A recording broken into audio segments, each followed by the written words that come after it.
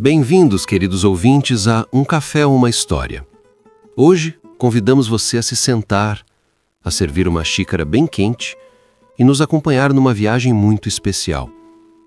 Uma história de transformação, de lutos que viram sementes e de caminhos que levam ao coração. Apresentamos a vocês o caminho dos encontros. Antes do acidente, a vida de Eduardo era uma suíte perfeitamente executada na cobertura da existência. Não era a felicidade o que habitava seu peito, mas a ausência constante de preocupação. Aos seus 40 anos, era o eterno príncipe herdeiro de um reino que nunca teve que conquistar. Seu mundo era talhado em mármore e conforto. O apartamento nos Jardins não era um lar, era uma galeria. Uma cobertura com varandas que miravam diretamente para o vão livre do MASP, um símbolo de triunfo que nunca havia conquistado. Percorria aqueles cômodos imaculados, meus passos afundando em tapetes tão espessos que amorteciam qualquer som, qualquer emoção. Parava diante dos janelões e via São Paulo a meus pés, um formigueiro de vida e pressa, mas só conseguia ver meu próprio reflexo, a silhueta de um homem confortavelmente vazio, recortada contra o vidro. A profissão de advogado. Meu escritório na Faria Lima era o canto mais caro e melhor mobiliado onde jamais tinha trabalhado de verdade. Enquanto ouvia meus colegas falar de tribunais, de estratégias legais que suavam adrenalina, eu reorganizava as cifras numa tela.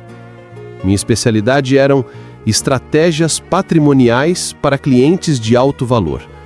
Eu traduzia mentalmente como a arte de administrar a riqueza que não ganhei.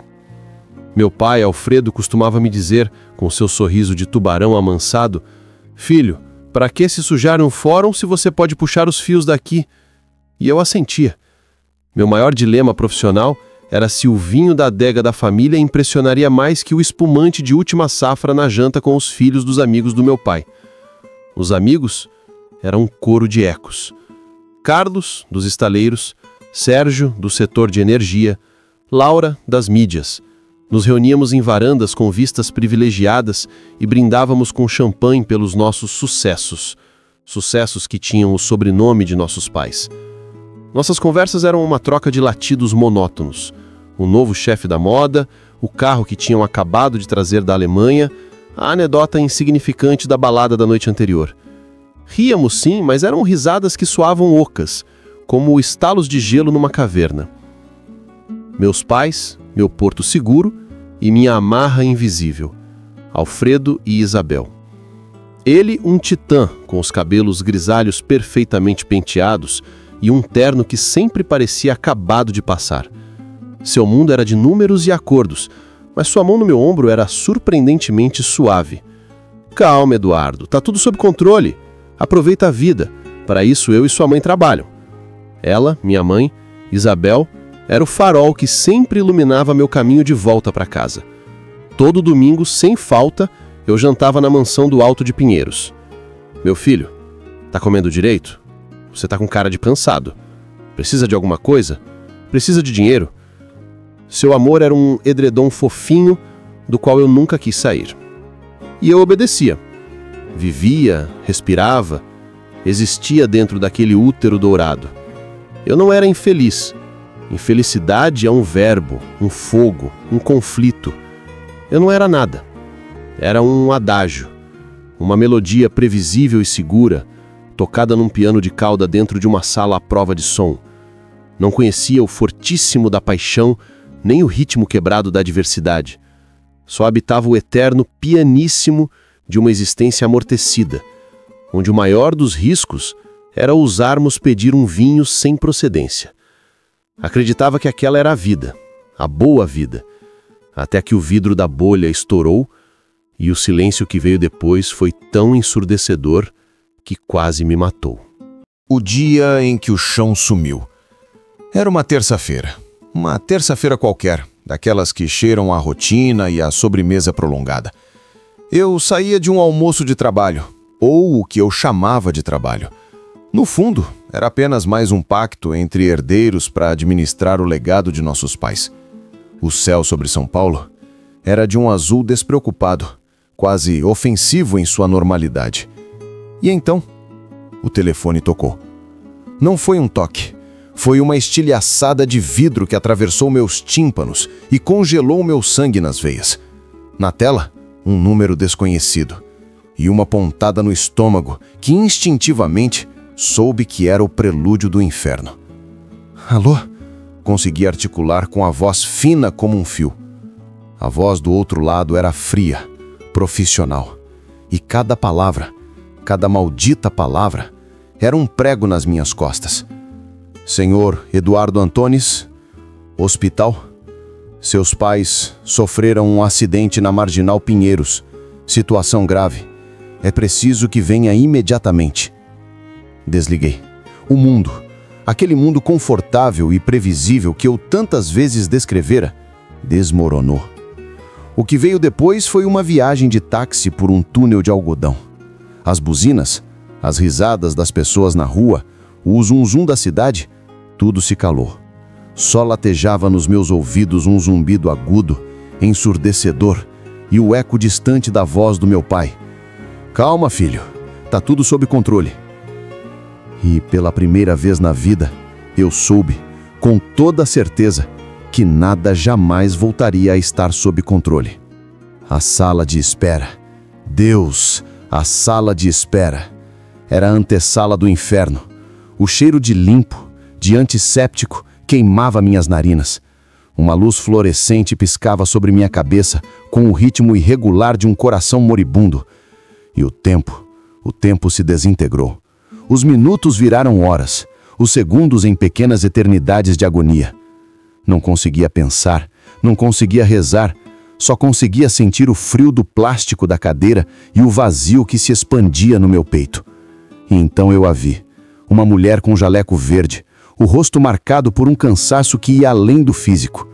Ela se aproximou. Seus passos eram lentos, lentos demais. E quando ela falou, suas palavras chegaram até mim distorcidas, como se eu as escutasse de dentro de água. Impacto lateral, disse, e essa foi a única frase que entendi com clareza. O resto foi uma sucessão de golpes. Seu pai, morte instantânea. Sua mãe, politraumatismo, trauma crânioencefálico grave, prognóstico reservado. Ela está lutando. Morte instantânea. A frase não era um conceito. Era uma marretada que esvaziou meu peito, que me deixou sem ar, sem chão sobre os pés. Meu pai, Alfredo, o titã, a rocha inabalável, reduzido a 2 palavras clínicas, estéreis. Não houve despedida, não houve um último conselho. Só silêncio. E depois, minha mãe, lutando. Essa palavra se instalou na minha mente. A palavra mais cruel e, ao mesmo tempo, a mais esperançosa do idioma. Lutando.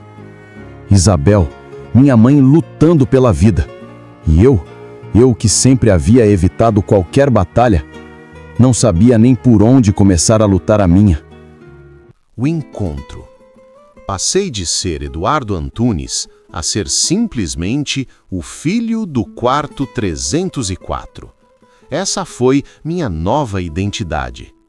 Meu mundo se reduziu a 4 paredes brancas, ao som monótono dos monitores e à presença dela. A conheci no 3º dia, ou talvez no 4º. O tempo tinha perdido todo o significado.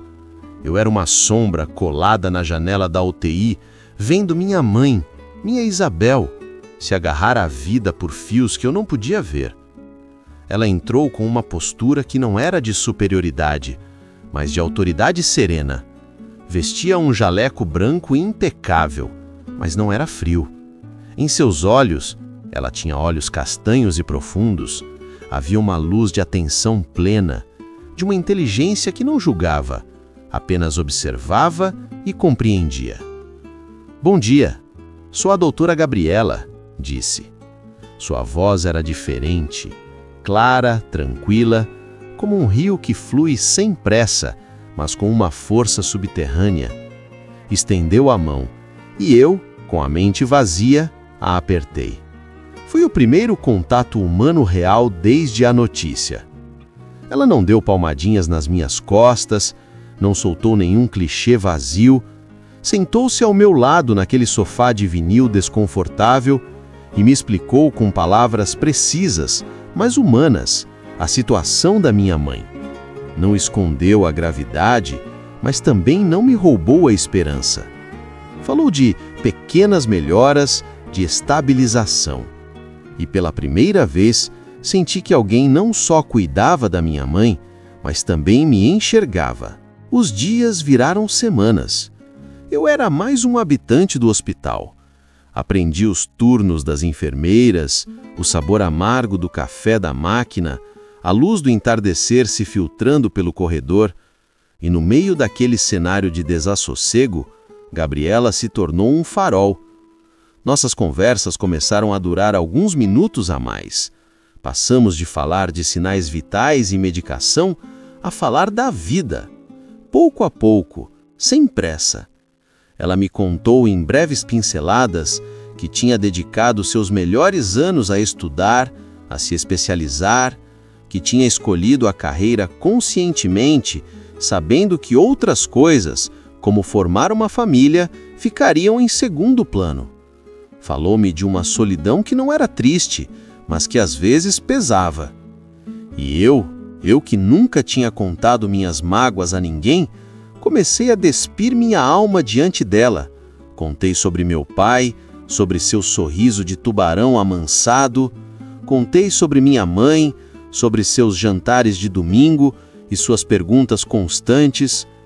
Contei sobre minha vida de eco, sobre minha cobertura nos jardins, que era mais uma prisão de luxo que um lar. E ela não se horrorizou, não me olhou com pena, me escutou, com aquela calma que era como um bálsamo. A amizade que nasceu entre nós não foi explosiva, não houve fogos de artifício. Foi como uma planta que cresce na rachadura de uma pedra, com paciência, abrindo caminho para a luz em um terreno árido. Era o único consolo verdadeiro que eu tinha, o único fio terra no meio do furacão da minha dor. Até que chegou o dia em que todos os monitores emitiram um alarme plano e eterno. O dia em que a luta da minha mãe chegou ao fim. Lembro de ter desabado num canto da capela, completamente vazio. Não restava mais nada, nem raiva, nem dor. Só um vazio absoluto, negro e silencioso.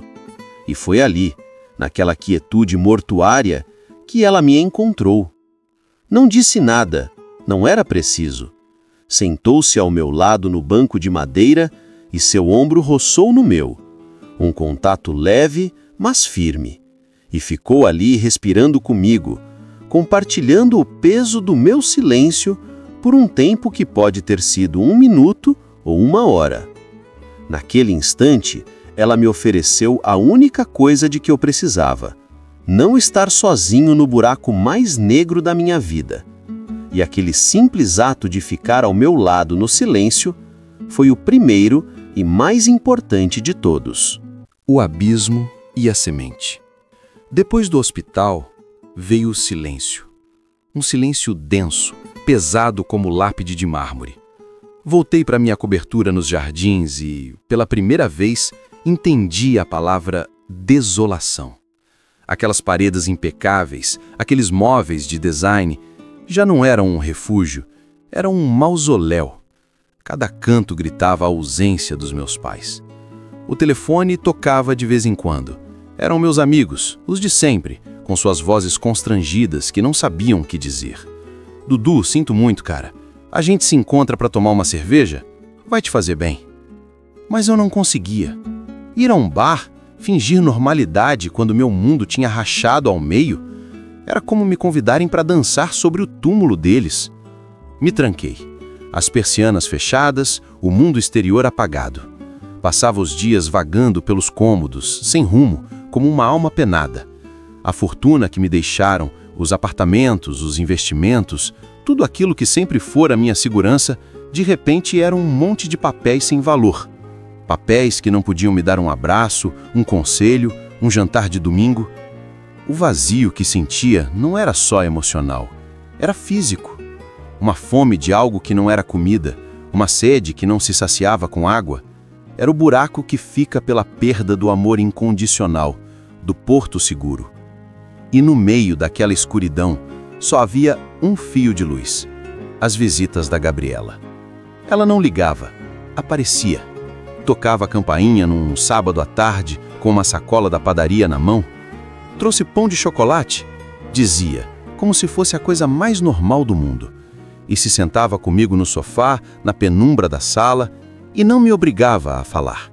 Às vezes passávamos uma hora inteira em silêncio, compartilhando o pão, vendo os raios de luz que vazavam pela persiana desenharem linhas de poeira no chão.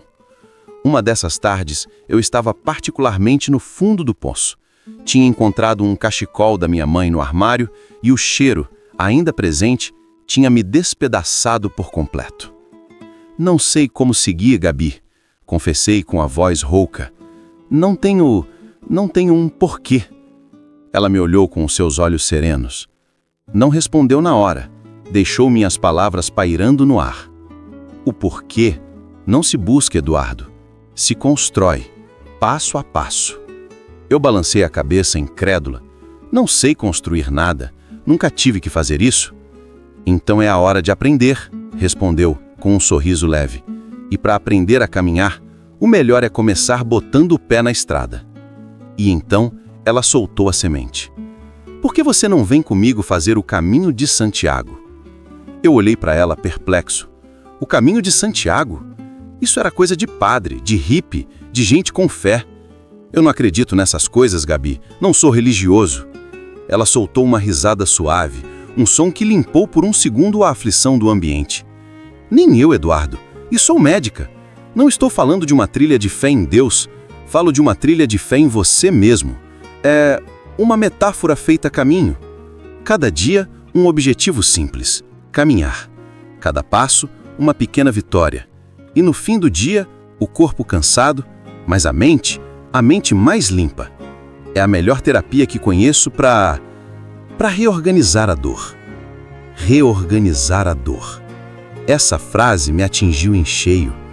Não se tratava de esquecer, mas de aprender a viver com o vazio, de dar a ele um lugar que não fosse o centro de tudo. Não disse que sim, mas pela primeira vez em semanas, não disse que não. Aquela ideia absurda, aquela semente plantada na lama do meu luto, começou a germinar lentamente dentro de mim. Talvez, só talvez, não fosse uma loucura. Talvez o primeiro encontro comigo mesmo começasse com um primeiro passo. Os preparativos e o primeiro presságio. A semente que a Gabriela plantou não brotou imediatamente. Permaneceu latente, enquanto eu navegava nas águas turvas e negras do meu luto. Mas algo tinha mudado. Já não era só a ideia de uma viagem, era a possibilidade de um rumo. E para um homem à deriva como eu, isso valia mais que toda a herança dos meus pais. Uma semana depois da proposta, encontrei o cartão dela sobre a mesa da cozinha. Doutora Gabriela, e um número escrito à mão no verso. Liguei. Essa loucura do caminho do Santiago ainda está de pé? Perguntei, sem rodeios. As melhores loucuras são as que a gente divide, Eduardo, respondeu ela, e notei o sorriso na voz. Topa. Não sei se topo, mas tô cansado de ficar de fora. De ficar... Isso? Então comece a se preparar. Isso não é um passeio, é uma promessa que a gente faz pro corpo e pra alma. E assim começou tudo. Deixei de ser um enlutado trancado numa cobertura para virar um peregrino iniciante. Gabriela, com a eficiência que a caracterizava, virou minha sherpa pessoal. Ela me levou a uma loja de trekking, onde me vi pela primeira vez diante de um par de botas de caminhada. Objetos de outro mundo. Para mim, que o calçado mais técnico que tinha eram sapatos italianos de couro, aquilo era como me equipar para uma missão espacial. Elas têm que ser confortáveis, Eduardo. Vão ser a sua casa durante semanas. Ela me disse enquanto o vendedor me provava um modelo atrás do outro. A sua casa durante semanas. Essa frase ecoou dentro de mim. Minha casa já não seria um lugar, mas um par de botas e a mochila que eu carregasse nas costas. A ideia era aterradora e libertadora. As compras continuaram. Mochila, fleece, corta-vento, bastões. Cada objeto era um símbolo da vida espartana que me esperava. Uma vida reduzida ao essencial. Enquanto dobrava uma daquelas toalhas de microfibra que secam em minutos, pensei nas toalhas de algodão egípcio do meu banheiro. Aquele contraste era em si mesmo o primeiro passo do caminho. A noite antes de sairmos para Saint-Jean-Pied-de-Port, o ponto de partida tradicional na França, não consegui pregar o olho. O medo e a expectativa se revolviam no meu estômago. No meio da madrugada, saí na varanda. São Paulo estendia seu manto de luzes a meus pés, indiferente à minha partida. E então, eu a vi. Uma estrela. Uma única estrela, brilhando com uma intensidade incomum no céu poluído da cidade. Não sei por que meu olhar fixou nela. Não era estrela polar, eu soube na hora. Era diferente. Piscava com um ritmo lento, como uma batida. E por um instante um palpite absurdo, uma certeza sem lógica cruzou minha mente. Ela também está te olhando. Balancei a cabeça. Eram nervos, sugestão. Mas a sensação não ia embora. Era a primeira vez desde o acidente que eu senti algo que não fosse dor ou vazio. Era um pressentimento. Como se o universo, no seu silêncio infinito, tivesse piscado o olho para mim. No dia seguinte, no aeroporto, com a mochila absurdamente pesada nas costas, Gabriela me examinou de cima a baixo. Você tá com cara de quem não dormiu, mas os olhos estão vivos, diagnosticou. É um bom começo. Eu vi uma estrela ontem à noite, soltei, sem saber muito bem porquê. Ela não riu, não me olhou como se eu fosse um louco, arqueou a sobrancelha, interessada. O caminho é cheio de sinais para quem quer vê-los. O difícil não é vê-los, é ter a coragem de segui-los. E com essas palavras no ar, passamos pelo controle de segurança. Eu ia deixar para trás minha vida, minhas posses, minha identidade. Ia ser apenas mais um peregrino. Um homem com um nome, um par de botas e o primeiro, tênue lampejo de magia no coração. O peso da cruz e a voz do caminho. Cruzar os Pirineus desde Saint-Jean-Pied-de-Port não foi caminhar, foi um exorcismo. Cada passo subindo pela rota de Napoleão era uma penitência voluntária, um chicote numa carne que só conhecia o toque do algodão egípcio e do couro dos bancos do carro. A mochila mordia meus ombros, as botas sangravam meus calcanhares e meus pulmões queimavam como se respirassem fogo.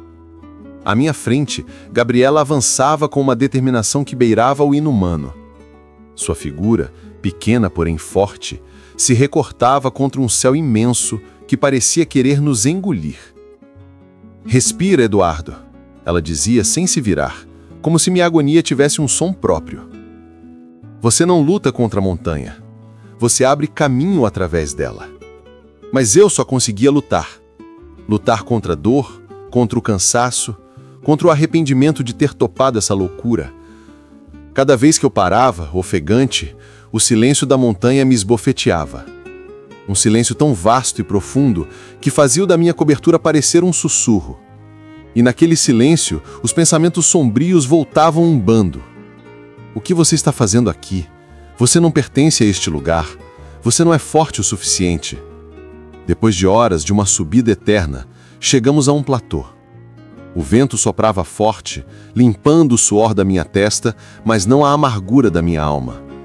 Desmontei sobre uma pedra, derrotado.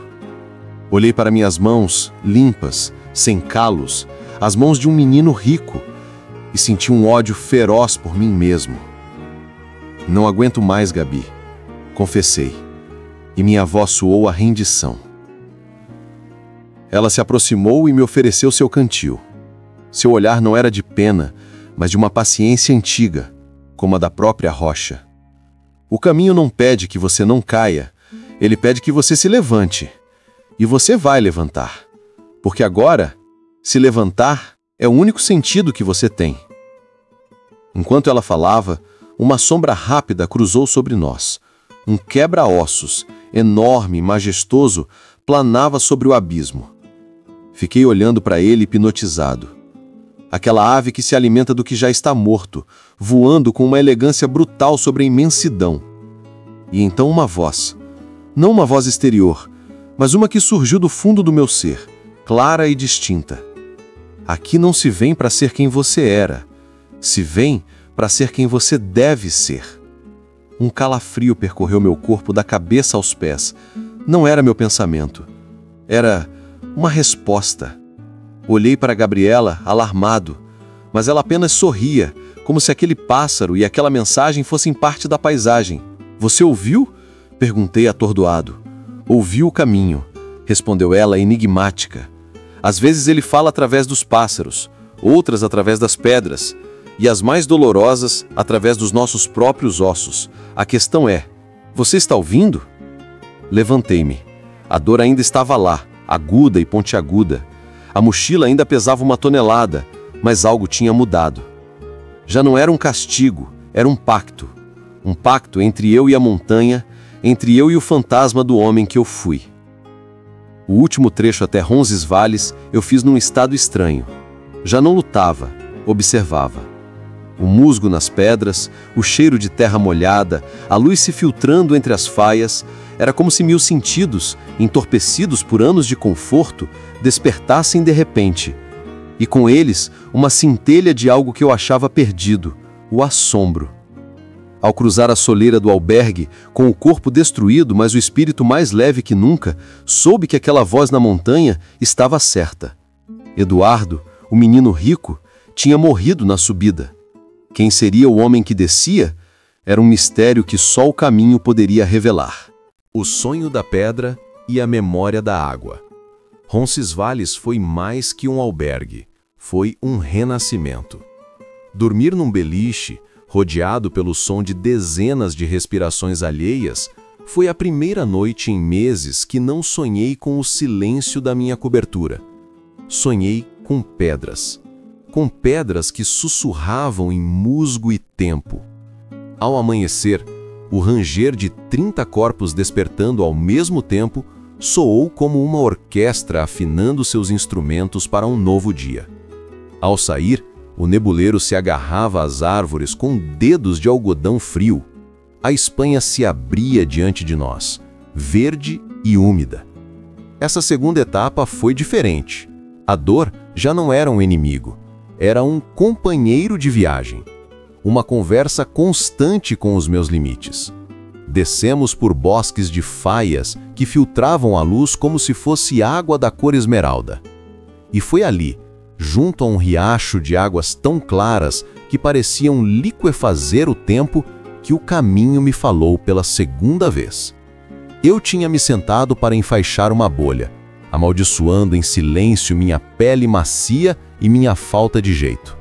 Gabriela, como sempre, alguns passos à frente, tinha tirado seu cantil e observava a água correr.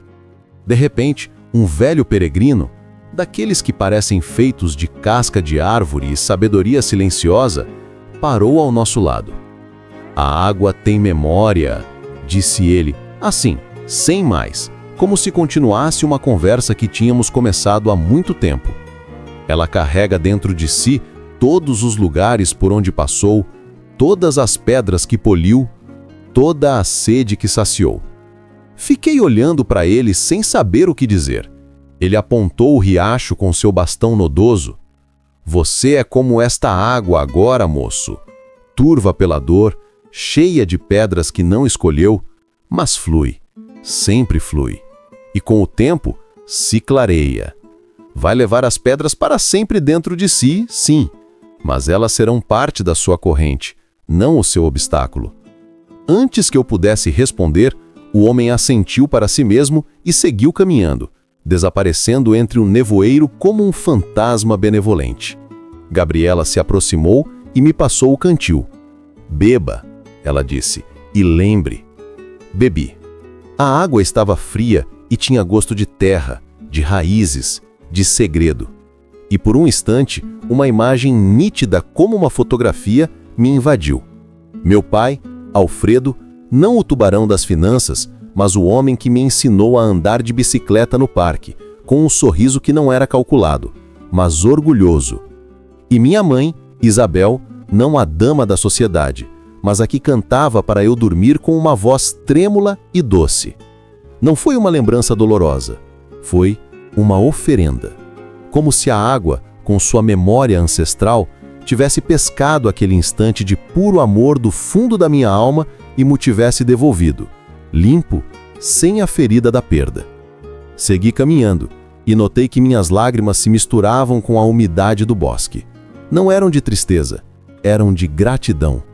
O caminho não estava apagando minha dor, estava transformando-a, convertendo a lápide do meu luto em pedras polidas que, como disse o velho, se integravam na minha corrente. Ao chegar em Zubiri, com os pés doloridos, mas o coração mais leve, soube que já não estava fugindo, estava seguindo a corrente, e pela primeira vez confiava que aquela corrente me levaria a um mar calmo. A Floresta dos Espelhos. De Zubiri a Pamplona, o caminho ficou mais gentil, mas a minha mente, essa continuava um campo de batalha. Havia momentos de paz, de uma clareza surpreendente, seguidos por outros nos quais a culpa me atingia com a força de um martelo. Culpa por não ter apreciado o que tive, por não ter sido um filho mais presente, por estar aqui, vivo, respirando este ar puro, enquanto eles já não podiam. Pamplona foi um breve redemoinho de vida urbana.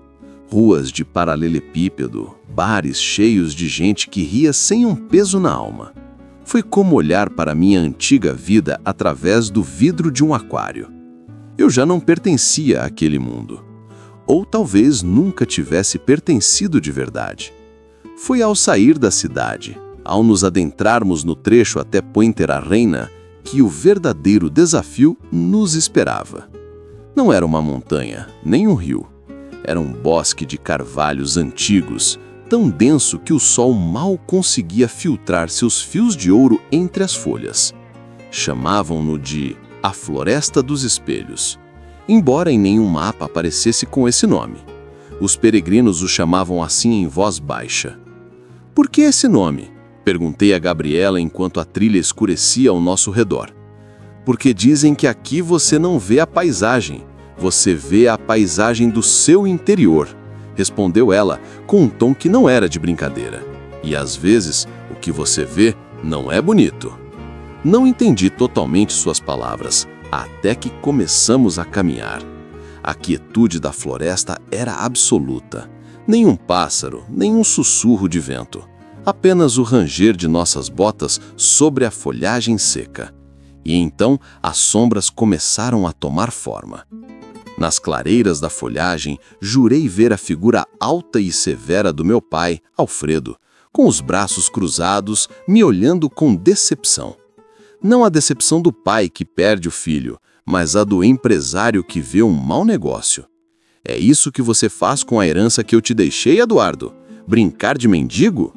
Mais adiante, entre os troncos retorcidos, a imagem da minha mãe, Isabel, chorando silenciosamente. Não a mãe forte que lutou no hospital, mas a que eu tinha idealizado, a que precisava que eu fosse o menino dela para sempre. Por que você me abandonou, meu filho? Já não precisa de mim? Eram alucinações, claro, projeções dos meus medos e culpas mais profundos, mas na penumbra daquela floresta eram tão reais que parei, com o coração apertado, sem conseguir respirar. Eles não são eles, sussurrou Gabriela ao meu lado, pondo uma mão firme no meu braço. São ecos, fantasmas que você mesmo alimenta. Você tem que deixá-los ir, Eduardo. Tem que se perdoar. Não sei como, consegui articular, com a voz falhando. Olhe para eles, ela ordenou, com uma suavidade que não admitia réplica. E depois dê as costas e continue caminhando. É a única coisa que importa. Continuar caminhando. Foi a coisa mais difícil que já fiz na vida. Olhar para aqueles espectros da minha consciência, aceitar que faziam parte da minha dor e depois, com um esforço sobre-humano, virar meus calcanhares e dar um passo. Depois outro e outro. Eles não desapareceram imediatamente. Sussurravam às minhas costas reclamações e recriminações que se misturavam com o ranger das folhas. Mas não me virei. Agarrei os bastões com força e fixei meu olhar nas costas de Gabriela, na minha âncora para a realidade. Caminhei durante o que pareceu uma eternidade, lutando contra o exército dos meus próprios demônios. Até que, de repente, um raio de sol atravessou o dossel de carvalhos e iluminou a trilha à minha frente. Tínhamos chegado à borda da floresta. Diante de nós se estendiam os campos dourados de Navarra, banhados por uma luz gloriosa. Virei-me, ofegante. A floresta dos espelhos ficava para trás, silenciosa e impassível. Os fantasmas tinham se dissolvido. Não tinham desaparecido para sempre, eu sabia, mas já não tinham o mesmo poder sobre mim. Eu tinha encarado eles. Alcancei Gabriela num pequeno mirante. Sem dizer uma palavra, ela me abraçou. Não foi um abraço romântico, mas um de pura e simples compaixão humana. E naquele abraço senti que outra camada da minha antiga armadura se soltava e caía no chão, transformada em pó. "Bem-vindo ao presente, Eduardo", ela murmurou no meu ouvido. Pela primeira vez entendi o que aquilo significava. O passado sempre estaria lá, mas já não me governava. Eu estava aqui, agora, neste caminho, com esta mulher extraordinária. E isso, por enquanto, era tudo o que eu precisava ser. A linguagem das pedras. Sair da floresta dos espelhos foi como renascer.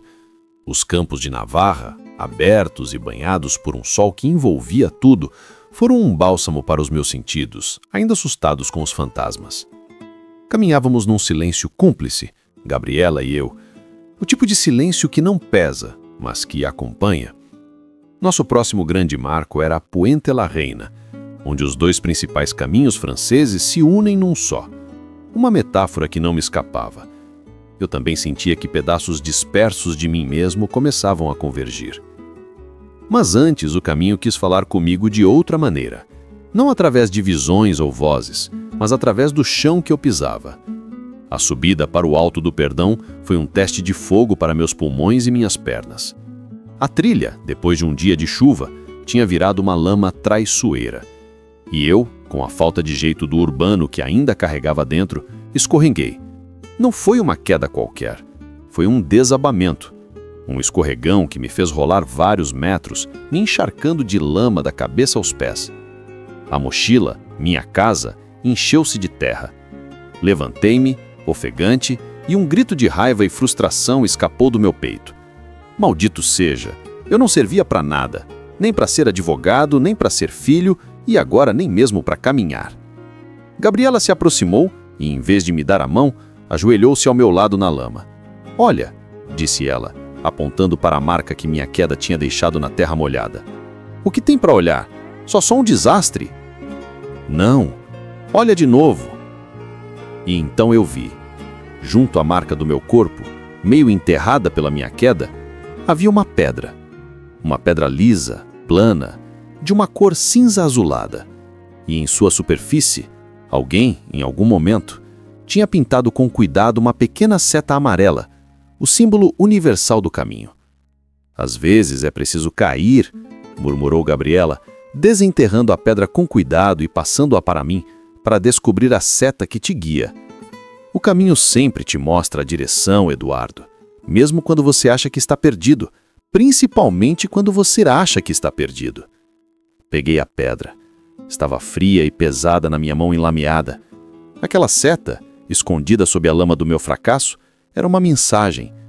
Não era magia, era a lógica do caminho. Uma bondade simples e profunda, deixada por um peregrino anônimo para os que viessem depois.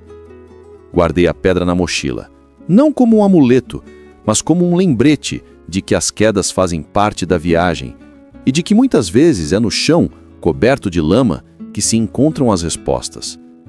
A chegada ao Alto do Perdão, com seus moinhos de vento girando com uma elegância sobre-humana, foi uma vitória. Não só pela vista panorâmica, mas pela batalha que eu tinha travado contra mim mesmo na subida. E ao descer em direção à Puente-la-Reina, com a pedra seta batendo suavemente nas minhas costas dentro da mochila, senti que algo tinha se quebrado dentro de mim para sempre. Não era a minha vontade. Era a casca do homem que achava que podia viver uma vida sem se sujar. Ao cruzar a ponte românica que dá nome à cidade, sobre as águas tranquilas do rio Arga, não vi uma estrutura antiga. Vi um portal. E soube, com uma certeza que me encheu de paz, que o homem que tinha caído na lama do outro lado do monte não era o mesmo que a atravessava agora. O suor e o vinho. Entrar na La Rioja foi como mudar de pele.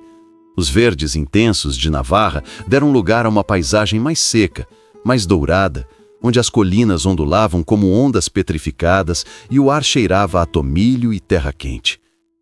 E no horizonte, como um exército ordenado, alinhavam-se os vinhedos. O sol aqui não acariciava, queimava. Cada passo pela ladeira que levava a Los Arcos foi uma lição de humildade. O suor escorria pelas minhas costas em riachos salgados e a sede virou uma companheira constante, mais insistente até que a dor dos meus músculos. Mas já não xingava. Observava. Aprendia. Gabriela, vendo minha luta contra o calor, me ensinou um truque de peregrinos veteranos. Molha o boné nas fontes, Eduardo, e bebe pouco, mas com frequência. A sede é uma professora cruel. Ela te ensina a escutar o teu corpo. E assim fiz. Num bebedouro de pedra à beira do caminho, tirei o boné e o ensopei. A água fria na minha cabeça foi um choque delicioso. Ao colocá-lo de novo, as gotas escorreram pela minha nuca e testa. Era um prazer simples, primitivo, que o meu antigo eu, na sua cobertura com ar-condicionado, nunca teria entendido. Foi perto de um povoado minúsculo, cujas casas de pedra pareciam fundir-se com a terra, que encontramos um velho viticultor descansando na sombra de um cipreste. Ele tinha a pele curtida como couro e uns olhos que pareciam ter visto séculos passarem por este mesmo caminho. Água, peregrinos, nos ofereceu, apontando para um cântaro de barro aos seus pés. Aceitamos com gratidão. Bebi do seu bico e a água tinha um gosto diferente, de argila e tradição. Este ano a uva virá carregada, comentou mais para si mesmo que para nós. A planta sofre com o sol, se contorce procurando água e é aí, na luta, que o fruto ganha caráter. O vinho bom, filhos, nasce da dificuldade, não da rega fácil. Suas palavras me atingiram com a força de uma verdade universal. Eu tinha sido uma planta de estufa, regada na hora certa, protegida de qualquer intempérie. E o meu fruto, a minha vida, tinha sido aguado, sem sabor, sem caráter. Esta dor, este sol, este esforço, era a minha vindima. Era o preço para poder dar um fruto que valesse a pena. Ao anoitecer, chegamos a um albergue doativo num vilarejo minúsculo. O hospitaleiro, um homem sorridente, que tinha feito o caminho 12 vezes, tirou uma garrafa de sua própria colheita e encheu 2 copos para nós. Bebam, disse. É o suor da terra, transformado em alegria. Brindei com Gabriela. O vinho era áspero, terroso, nada a ver com os vinhos de alta gama que eu guardava na adega, mas ao bebê-lo, senti que me enchia de algo mais que álcool. Senti que bebia a paisagem, o esforço do velho viticultor, o sol que quase me derrotara. Era a primeira vez que um gole de vinho tinha um gosto de vitória. Naquela noite, sentado no pátio do albergue sob um manto de estrelas, com o sabor áspero e honesto do vinho ainda nos lábios, não me senti um herdeiro. Senti-me um homem que suava, que sentia sede, que errava e seguia caminhando. E pela primeira vez, essa ideia não me aterrorizou. Encheu-me de um orgulho tranquilo. O caminho já não era apenas uma rota, era um vinhedo. E eu, finalmente, estava aprendendo a suar para dar sabor à minha vida. O silêncio da meseta. Dizem que a meseta é a parte do caminho onde você joga a sua alma, não pela dificuldade física, que existe, mas pela sua imensidão. É um mar de terra e céu, um lugar onde o horizonte é uma linha perfeita e distante que nunca se alcança. E no meio daquele nada, você se descobre terrivelmente pequeno e, ao mesmo tempo, dono de um silêncio absoluto. Os primeiros dias foram de uma beleza hipnótica. Caminhar por trilhas intermináveis entre campos de cereal ondulando com o vento era como testemunhar a respiração da terra. Mas logo, a monotonia começou a se instalar. A mesma paisagem, quilômetro após quilômetro. A mesma linha reta que se perdia na distância. Sem o estímulo de subir montanhas ou cruzar florestas, minha mente, finalmente calma, começou a se agitar de outra forma. Não eram os fantasmas da Floresta dos Espelhos. Isso era pior. Era o vazio. A voz que sussurrava: e se tudo isso não servir para nada? E se no final você for só o mesmo homem vazio, mas com os pés cheios de bolhas? Gabriela percebeu. Caminhava ao meu lado, respeitando o meu silêncio, mas uma tarde, ao cruzar uma das planícies infinitas de Castela, ela apontou para uma velha cruz de pedra, meio destruída, à beira do caminho. Olha, disse, essa cruz não marca um lugar sagrado, marca um lugar onde alguém, há séculos, decidiu que este horizonte infinito precisava de um ponto de referência, algo em que se agarrar. Na meseta, Eduardo, você tem que encontrar as suas próprias cruzes, os seus próprios pontos de referência. Não entendi totalmente suas palavras até o dia seguinte. O calor era asfixiante, o caminho de terra branca reverberava e meu moral estava no chão. De repente, ao longe, avistei uma árvore. Uma árvore solitária, retorcida pelo vento, que se erguia como um milagre no meio da planície. Fiquei obcecado por ela, fixei meu olhar em seus galhos e caminhei em sua direção como se a minha vida dependesse disso. Não era uma cruz de pedra, era a minha cruz, o meu ponto de referência, e ao chegar à sua sombra, escassa, mas real, desabei contra seu tronco e chorei. Não eram lágrimas de dor, nem de raiva, eram lágrimas de rendição, de aceitação. Aceitava a imensidão, aceitava minha pequenez, aceitava que a viagem não tinha um sentido grandioso para descobrir, mas pequenos significados para construir, como chegar a uma árvore. Gabriela sentou-se ao meu lado, sob aquela árvore que era uma testemunha muda de 1000 solidões. A meseta não te dá respostas, murmurou, olhando o horizonte. Ela tira de você as perguntas, as que não importam. E era verdade. As dúvidas sobre se eu estava curado, se seria um homem novo no final, foram levadas pelo vento. Só restava o caminhar. O passado, o presente. Ao me levantar, me despedi da árvore com um aceno de mão. E seguimos. A linha reta já não me aterrorizava. Era minha companheira, minha meditação. Naquele silêncio sem fim, pela primeira vez, parei de falar comigo mesmo e comecei a me escutar. E o que ouvi não foi o eco de um menino rico, mas a batida tranquila e firme de um homem que simplesmente era. A cruz de ferro e a pedra que fala. Gabriela parou do meu lado. Você trouxe a sua pedra? Ela perguntou. A voz era um sussurro na imensidão daquele lugar. Eu balancei a cabeça que sim. Não era a pedra seta que eu tinha encontrado na lama. Era outra, maior e mais áspera, que eu tinha pegado dias atrás na beira de um rio. Eu tinha carregado ela na mão ou no bolso de fora da mochila por quilômetros. Para mim, aquela pedra era toda a dor pelos meus pais, a culpa, a raiva pelo acidente, o peso de uma vida mal vivida. Eu peguei ela. Estava fria e pesada na minha mão. Cheguei perto da base do monte de pedras. Respirei fundo, fechando os olhos, apertei forte, sentindo as pontas cravando na minha palma. Revivi o telefonema do hospital, a voz da médica, o silêncio do meu apartamento, a imagem dos meus pais na floresta. Deixei toda a dor ir para a pedra, como se ela fosse uma esponja absorvendo o meu veneno. E então, com um suspiro que era ao mesmo tempo despedida e libertação, coloquei ela com cuidado em cima das outras. Não foi um gesto dramático, foi silencioso, íntimo.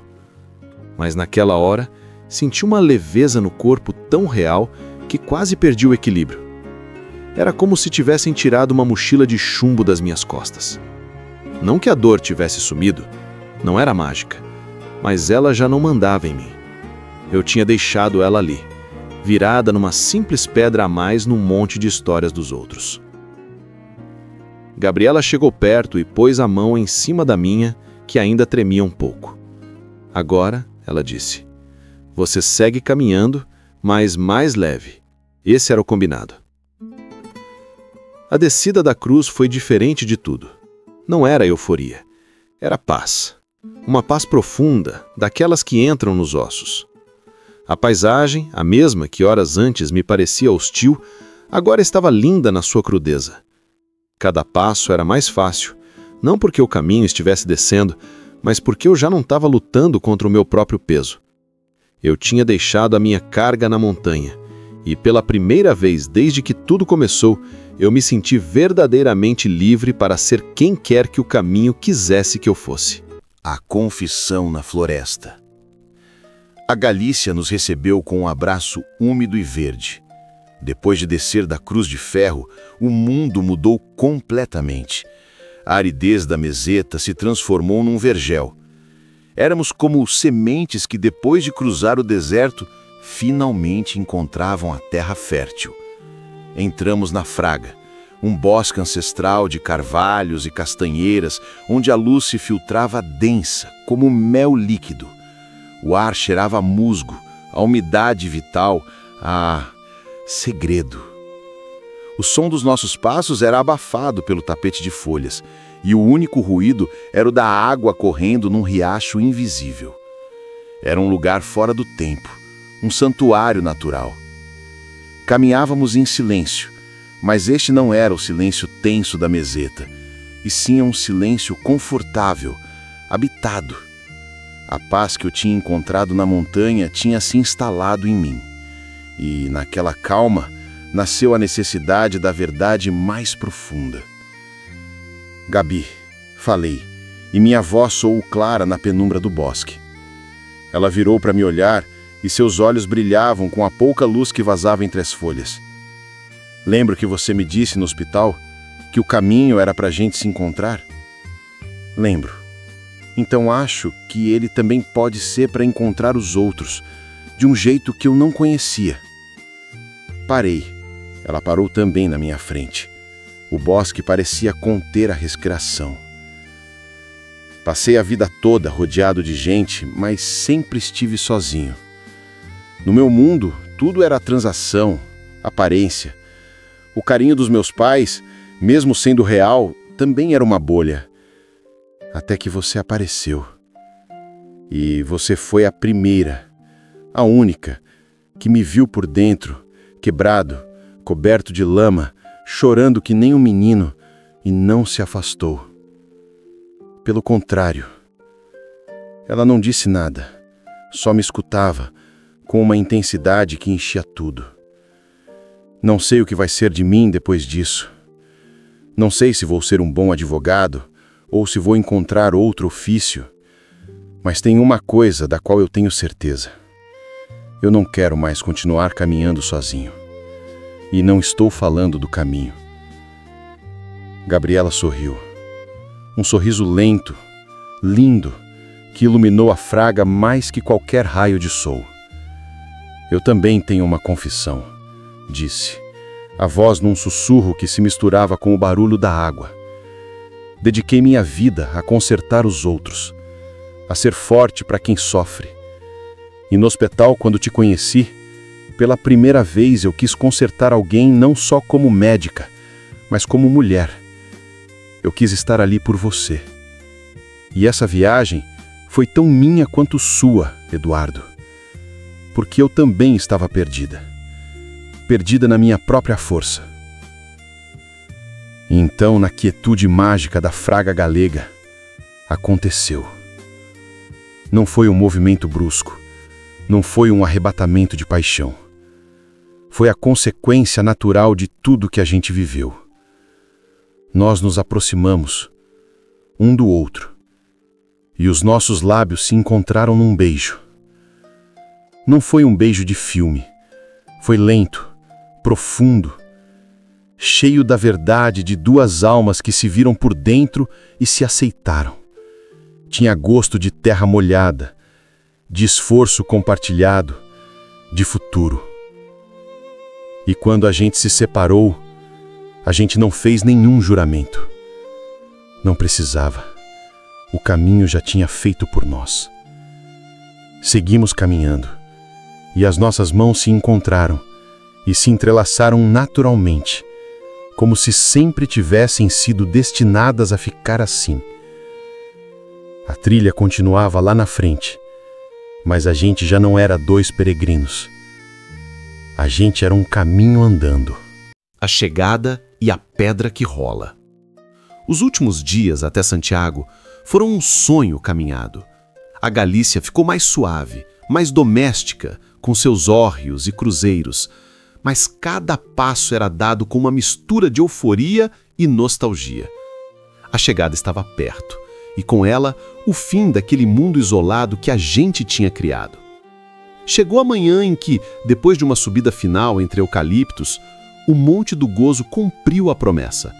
Lá, entre o nevoeiro, surgiram as silhuetas distantes das torres da catedral.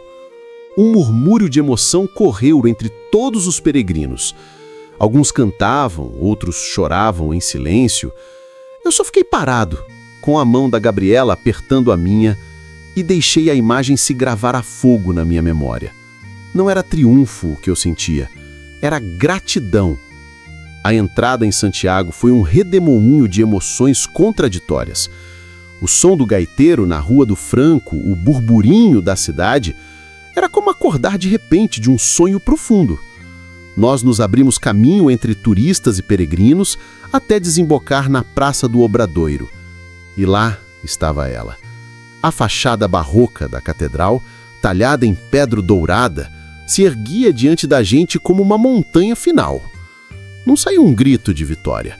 Eu parei, deixei a mochila cair no chão e apoiei as mãos nos joelhos ofegante. Não pelo esforço físico, mas pelo peso esmagador daquele momento. Gabriela se apoiou no meu ombro e juntos, em silêncio, olhamos para a chegada. Senti uma lágrima quente escorrer pela minha bochecha. Não era pelos meus pais, nem pela dor superada. Era pela viagem em si, pelo homem que eu tinha sido e pelo homem que tinha chegado até ali. A gente conseguiu, sussurrou ela, e a voz tremia. Não, respondi, limpando o rosto com a manga. Isso aqui não é o final. É só a pedra que marca o lugar onde tudo mudou. Entramos na catedral. A penumbra, o cheiro de incenso e pedra centenária.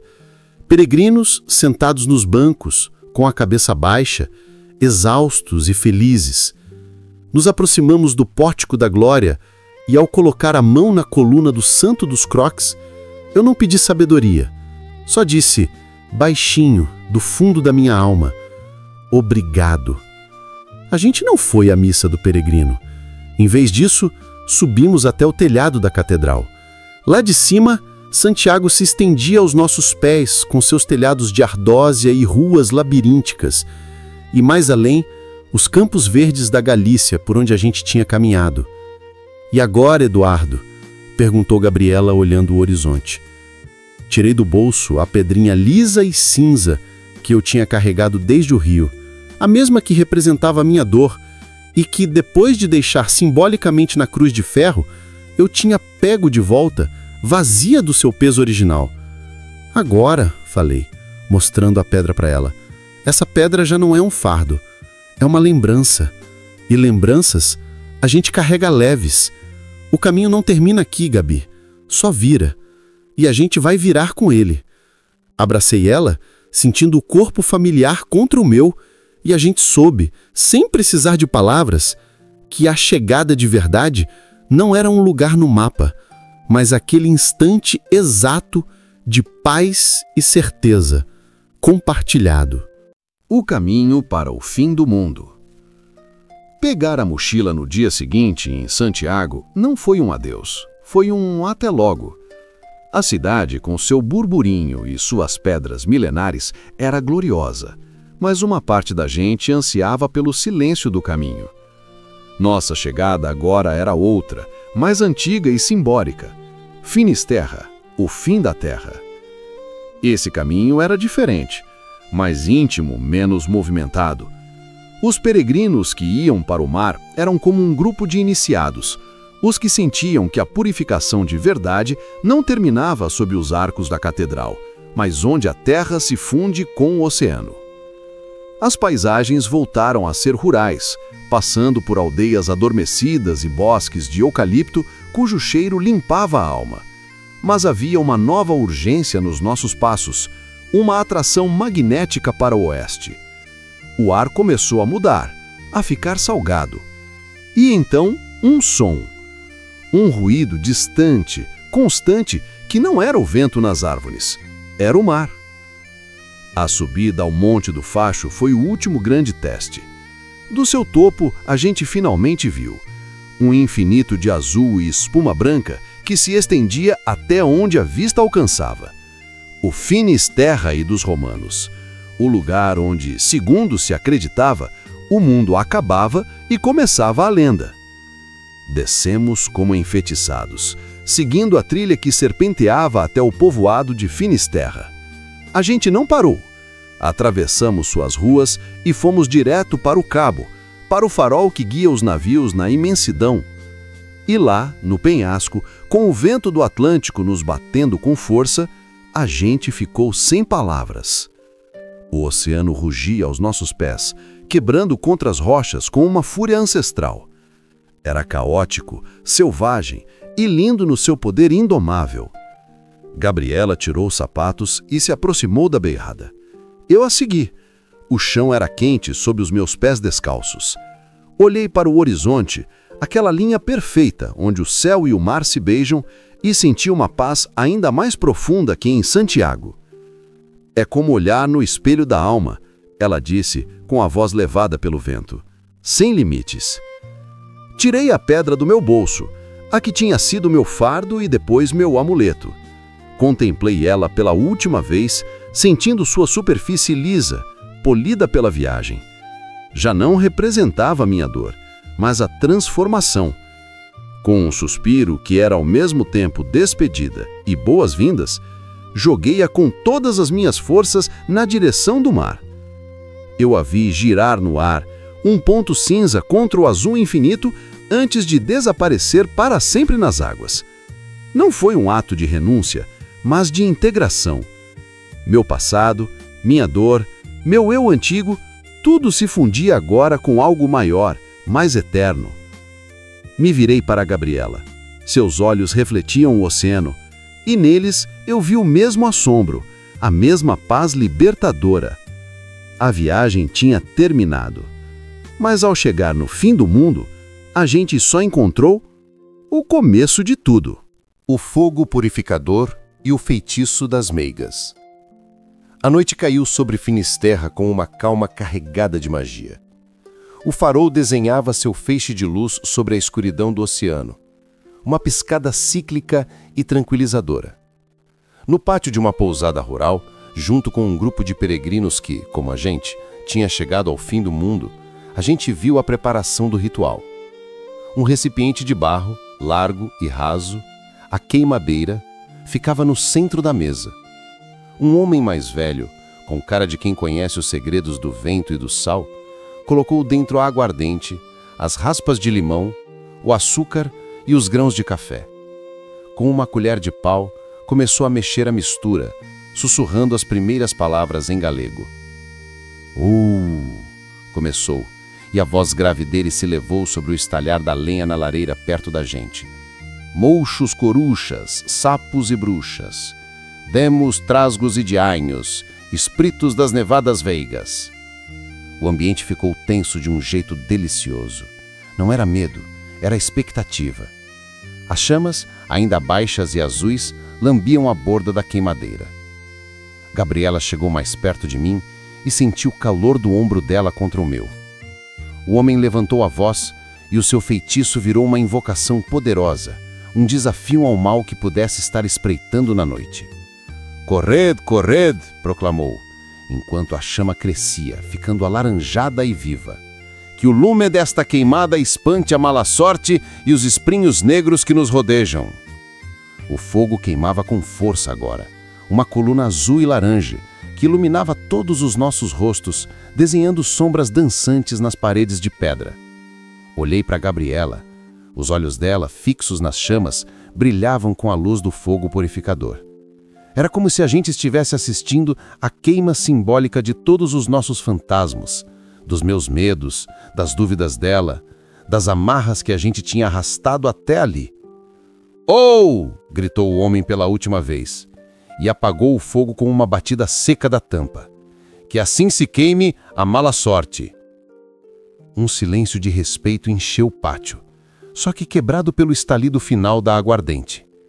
Depois, explodiram os aplausos e as risadas. O homem serviu a bebida quente em canecas de barro e nos ofereceu. "Para os valentes que chegaram ao fim do mundo", disse, em galego e com um sorriso que já não era de bruxo, mas de anfitrião. Bebi. O líquido, doce e ardente, correu pelo meu peito com um calor que não era só do álcool. Tinha gosto de terra, de limão siciliano, de lenda e de comunidade. Era a bebida de quem venceu os próprios demônios. Gabriela provou a dela e me olhou por cima da borda da caneca. "Você acredita em meigas?" me perguntou com cumplicidade. "Eu acredito", respondi, sem hesitar, "no fogo que queima o que sobra e no feitiço que nos lembra que a gente é mais forte que os nossos medos." Sob um manto de estrelas que pareciam mais brilhantes aqui, no confim da terra, a gente brindou. Não com champanhe, mas com o fogo doce da queimada. A gente não era o mesmo que tinha começado o caminho. A gente era algo novo, algo que tinha sido forjado a pé, lavado pela chuva, seco pelo sol, e agora abençoado pelo fogo e pelo feitiço das meigas. A viagem física tinha terminado, mas o fogo daquela noite e a mulher que eu tinha do meu lado me garantiam que a aventura, a de verdade, não tinha nem mesmo começado direito. O primeiro dia. Às vezes, a vida não te dá o que você pede, te dá o que você precisa. A mim, que só queria que a dor parasse, ela me deu um caminho. E nesse caminho, eu me encontrei. E ao me encontrar, encontrei a Gabriela. Hoje, já não moro na cobertura nos jardins. Moro numa casa menor, com varanda e vasos de planta, onde o barulho da cidade é um murmúrio distante e agradável. Continuo sendo advogado, mas mudei o foco do meu trabalho. Agora, ajudo famílias a administrar patrimônios, sim, mas com uma abordagem diferente, para que o dinheiro seja uma ferramenta que construa sonhos, não uma gaiola que os prenda. A herança dos meus pais finalmente tem um sentido. A Gabriela e eu seguimos caminhando. Não o caminho de Santiago, mas o nosso. O dos domingos na serra, o dos planos de última hora, o dos jantares em casa onde a conversa é o prato principal. É uma vida mais simples, mais verdadeira. Uma vida em que cada dia é uma chegada e um novo começo. Muitas vezes, quando olho para trás, penso naquele Eduardo que se desmontou na lama dos Pirineus. Já não sinto pena dele. Sinto carinho, porque foi a queda dele que nos trouxe até aqui. E foi nessa viagem, nessa história de encontros, que eu também encontrei todos vocês. Queridos ouvintes do Um Café, Uma História, muito obrigado. Obrigado por caminharem ao meu lado até Finisterra, por compartilharem cada passo, cada suspiro, cada descoberta. Este café virtual com vocês foi um dos encontros mais valiosos. Eu adoraria saber de onde vocês fizeram este caminho com a gente. De que canto do mundo vocês estão nos escutando? Deixem a gente saber, porque nesta jornada, cada saudação é uma seta amarela nos guiando. A história do Eduardo e da Gabriela termina aqui, mas a de vocês está por ser escrita.